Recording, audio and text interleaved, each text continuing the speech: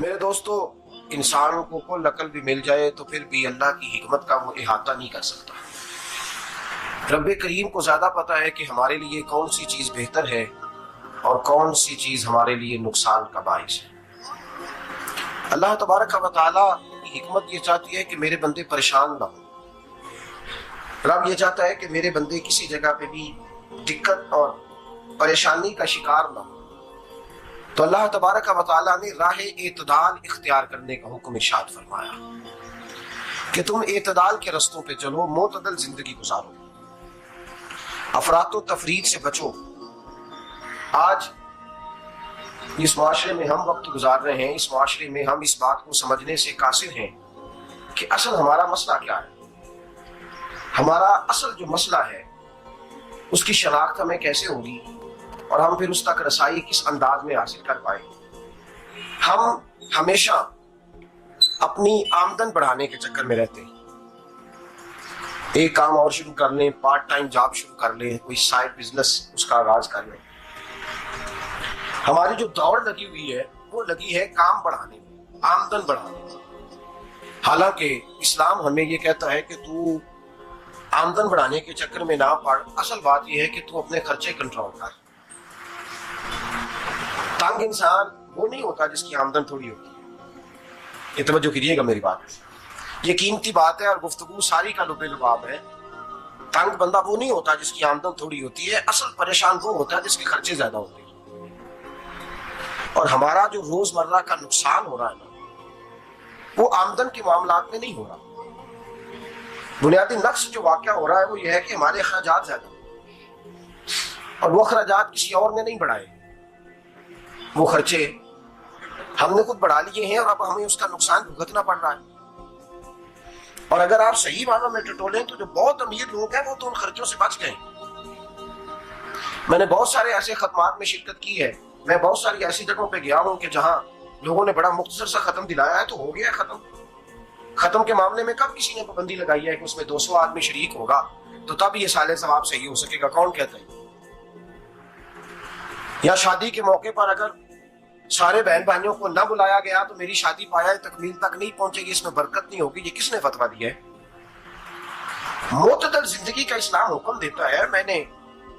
میں پڑھ رہا تھا کہ ایک بہت بڑا صدر ہے، غالباً سوڈان کے صدر کی بات ہو رہی تھی، تو اپنے بیٹے کی بارات لے کے گیا تو 4 لوگ گئے ہیں بارات، اور 15 لوگوں کا اس نے اہتمام کیا اپنے گھر میں کھانا کھانے کا، تو کیا شادی ہو گئی کہ رک گئی؟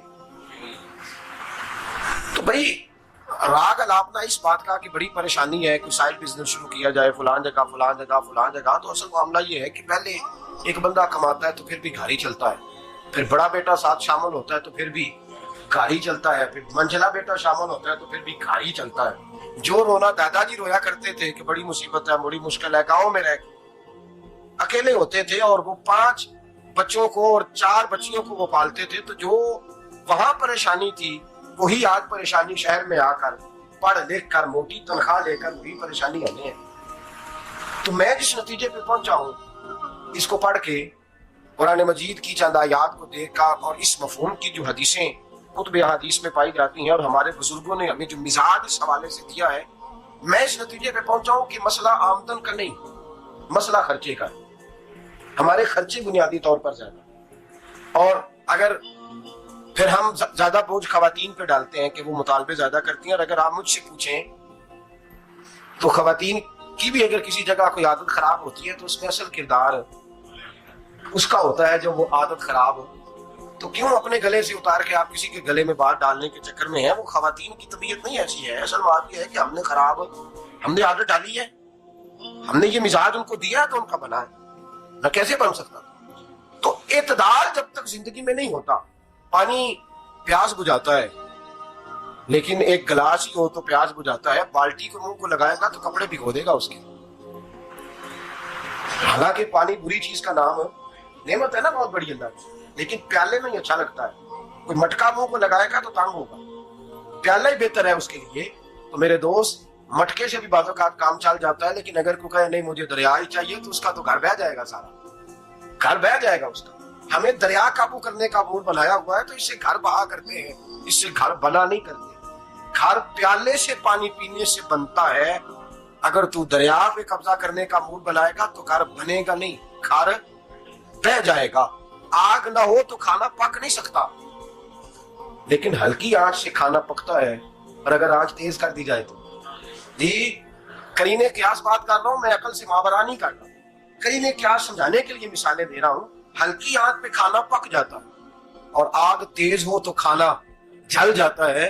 تو کھانا اتنی دیر کھانے کے قابل رہتا ہے جب تک وہ ہلکی آنچ پہ پکتا ہے. تو جتنی مرضی تو کہتا ہے نہیں میرا گزارے نہیں, آگ تیز ہونی چاہیے, تو نہیں جل جائے گا, جل جائے گا. ہوا نہ ملے تو سانس نہیں آتی, ٹھیک ہے, آکسیجن نہ ہو تو سانس, ہوا نہ چلے تو گزارا نہیں ہوتا. لیکن اگر تیز جلے نا,